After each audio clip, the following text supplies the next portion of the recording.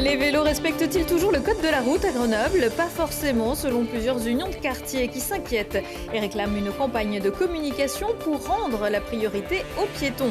Et vous avez 800 000 €. Quel projet voulez-vous voir aboutir à Grenoble? Tentez votre chance en votant pour les candidats de la 6e édition des budgets participatifs. Vous avez jusqu'au 7 novembre.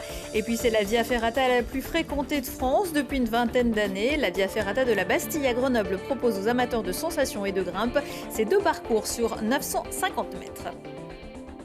Bonsoir à tous, bienvenue dans ce JT du mercredi 7 octobre 2020. Toutes les heures à partir de 18h, l'essentiel de l'actualité du Grand Grenoble en moins de 10 minutes. En fait-on trop pour les vélos et pas assez pour les piétons à Grenoble? C'est l'avis de plusieurs unions de quartier.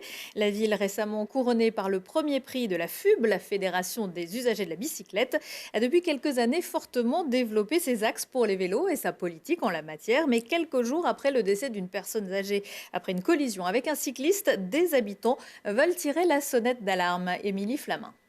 On parle souvent de pistes cyclables, de nouveaux vélos ou encore de trottinettes électriques, mais où se trouve la place du piéton dans tout ça? Des Grenoblois ont donc décidé de pointer le doigt sur la sécurité des piétons face à l'omniprésence des deux roues et autres engins roulants qui rendent parfois les trajets à pied compliqués et dangereux. Tout le monde est piéton à un moment ou à un autre. D'autre part, il est considéré comme prioritaire. Et troisièmement, c'est le plus vulnérable. Donc là, il y a vraiment un manque. Et on se dit qu'il faut absolument que l'on essaie de travailler sur ce sujet pour améliorer la situation qui est critique. Face à cette situation dite critique, ces unions de quartier demandent à la municipalité et au public de réagir avec notamment des campagnes de communication, des marquages au sol plus clairs et des rues piétonnes réellement réservées aux piétons. Autant on développe les modalités douces, autant il faut en parallèle envisager la sécurité du piéton. Il faut concevoir une autre ville pour le vélo et en même temps pour le piéton. Je pense aux personnes à mobilité réduite, je pense aux personnes âgées qui n'osent pas sortir sans être accompagnées parce qu'elles ont peur dans la rue. On en est là, hein. C'est triste. Pour ma part, j'ai un handicap visuel et donc je compte bien sur les feux ou le marquage au sol pour pouvoir traverser en sécurité.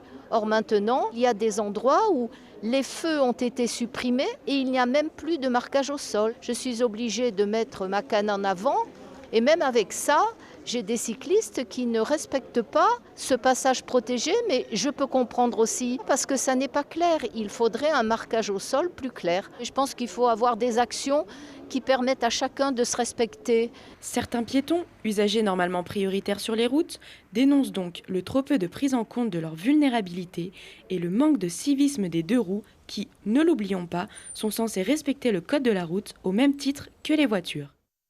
Des enjeux qui se poseront certainement au futur président du SMAG, le syndicat des mobilités de l'aire grenobloise. Son élection est prévue jeudi matin. Le grenoblois Yann Mongaburu, président sortant, vient de retirer sa candidature. Dans un communiqué ce mercredi soir, il souhaite, je cite, que la prochaine présidence du syndicat soit à l'image et à la hauteur de notre beau territoire, fidèle à notre capacité collective à relever les défis climatiques et sociaux. Et Yann Mongaburu n'était pas forcément le candidat souhaité du président de la métropole, Christophe Ferrari, comme il l'avait dit dans le Récap Info vendredi dernier. Comme tout syndicat de coopération, il faut qu'il y ait un caractère consensuel dans sa présidence et il faut qu'il y ait une équipe pluripolitique de toutes les sensibilités politiques, puisque nous aurons à accueillir de nouveaux territoires. Le Trièves, la Matésine, l'Oisan, la Bièvre, tous ces territoires, peut-être le Vercors et d'autres.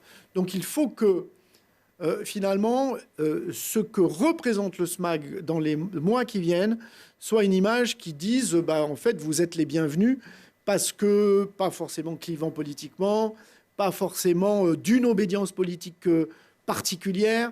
Donc il faut être extrêmement attentif à ça. Le nom de Sylvain Laval, maire de Saint-Martin-le-Vinoux et vice-président à la voirie, se murmure ici et là. Le président de la communauté de communes du Grésivaudan, Henri Bell, est également candidat. Les obsèques de Victorine d'Artois ont lieu ce mercredi après-midi à Bourgoin-Jallieu. 300 personnes étaient rassemblées dans l'église Jean-Baptiste. Environ 1 millier, place Carnot, pour suivre la cérémonie retransmise sur écran géant. Lundi, le parquet de Grenoble avait annoncé l'ouverture d'une information contre X et la création d'une cellule d'enquête spéciale. Après sa disparition le 26 août, le corps de la jeune fille avait été découvert dans un ruisseau sur le chemin de son domicile à Villefontaine. Nordal Lelandais entendu mardi au palais de justice de Grenoble par 2 juges d'instruction, mis en examen pour le meurtre de la petite Maëlys, tuée fin août 2017 près de Pont-de-Beauvoisin. Il a été placé par les magistrats sous le statut de témoin assisté sur les faits de viol. Le trentenaire a également été confronté à un ancien codétenu qui affirmait que Nordal Lelandais lui avait confié avoir violé la petite fille. Le statut de témoin assisté indique qu'il existe des indices pouvant faire croire à sa culpabilité, mais pas graves ni concordants. Il a ensuite été raccompagné à sa cellule de Saint-Quentin Falavier. Votez pour les projets de la 6e édition des budgets participatifs de Grenoble. Vous avez jusqu'au 7 novembre pour choisir vos projets préférés. Pour voter, vous devez soit être résident à Grenoble, être inscrit sur les listes électorales ou payer vos impôts dans la capitale des Alpes. Et pas besoin d'attendre d'avoir 18 ans. Le vote est accessible à partir de 16 ans. Lilian Veillé. Est-ce que vous souhaitez participer au vote ? Le mois de vote est lancé pour les budgets participatifs. Avec leur bureau mobile, Virginie et Diego arpentent les marchés pour inciter les habitants à voter. Et pour l'instant, ce sont les projets écologiques qui ont la cote. C'est bien qu'on nous demande notre avis, déjà, que une mairie demande ce que l'on souhaite voir dans la ville, comment la ville va évoluer, etc. Et comme il y a beaucoup aussi de projets participatifs concernant l'environnement, et c'est important donc du coup de donner notre avis et puis de voir s'il est suivi ou pas. J'ai voté principalement pour des projets pour végétaliser la ville. Je trouve que c'est important de se sentir bien avec un petit peu de verdure autour de soi.